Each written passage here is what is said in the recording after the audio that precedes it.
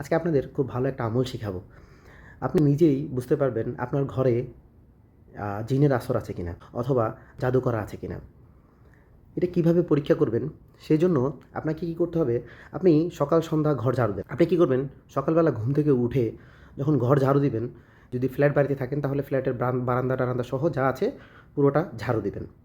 ঝাড়ু দিয়ে যেই ময়লাটা আছে, যেই বালুগুলো পাবেন অথবা যেই ময়লাটা পাবেন সেটা একটা পলিথিনে সংগ্রহ করবেন। একটা পলিথিনে সংগ্রহ করে সেখানে প্রথমে আপনি 11 বার ইস্তেগফার পড়ে ফু দিবেন। যেমন আস্তাগফিরুল্লাহাল্লাযী লা ইলাহা ইল্লা হুয়াল হাইয়ুল কাইয়্যুম বা যে কোনো ইস্তেগফার 11 বার পরে একটা ফু দিবেন আস্তে করে, যেন বালুটা চোখে এসে না পড়ে, চোখে এসে না পড়ে। এরপর আপনি কি করবেন? আয়াতুল কুরসি 7 বার পরে 7টা ফু দিবেন। এরপর যেটা করবেন, লা হাওলা ওয়ালা কুওয়াতা ইল্লা বিল্লাহিল আলিয়্যিল আযীম, এটা 7 বার পড়বেন। 7 বার পরে আবারও 7টা ফু দিবেন। এরপর 3 বার সূরা ফালাক এবং 3 বার সূরা নাস পড়ে বালুটাতে ফু দিবেন। আপনার কাজ শেষ।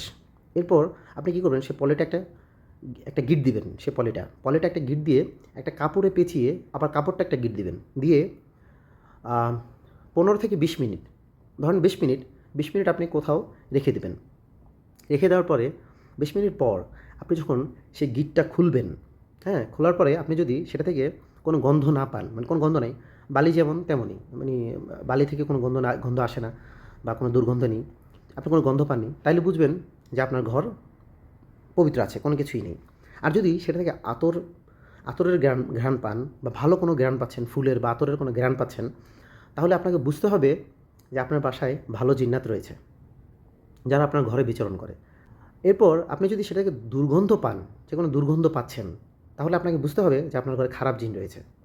তাহলে আপনি বুঝে যাবেন যে আপনার ঘরে খারাপ জিন রয়েছে। যে কোনো একজন ভালো আলেম দিয়ে আপনার ঘর থেকে সেই জিন তাড়াতে হবে। আপনি আরেকটা কাজ করতে পারেন, প্রতিদিন আপনার ঘরে সূরা বাকারা চালিয়ে রাখতে পারেন প্রতিদিন লাউড স্পিকারে। সকালবেলা ঘুম থেকে উঠে একটু লাউড স্পিকারে, যাতে আপনি শুনেন বা আশেপাশের মানুষ যাতে বিরক্ত না হয়। হ্যাঁ? এরকমভাবে আপনার ঘর পুরোটা মানে এই কোণা থেকে ওই কোণা পর্যন্ত পুরো ঘরে যেন শোনা যায়। ঠিক আছে? সেইভাবে আপনি প্রতিদিন সকালবেলা ঘুম থেকে উঠে সূরা বাকারা চালিয়ে রাখতে পারেন। তাহলে আশা করা যায় ইনশাআল্লাহ আপনার ঘরে কোনো খারাপ জাদু বা শয়তানের আসর বা কোনো কিছুই থাকবে না ইনশাআল্লাহ। এরকম ইনফরমেটিভ ভালো ভিডিও পেতে দয়া করে আমার চ্যানেলটা সাবস্ক্রাইব করবেন, আমার আইডিটা ফলো করবেন এবং আমার ভিডিওটা বেশি বেশি শেয়ার করে দেবেন। আপনাদের জন্য আমি প্রায়শই খুব ভালো ভালো ভিডিও নিয়ে আসবো। ধন্যবাদ সবাইকে। আসসালামু আলাইকুম।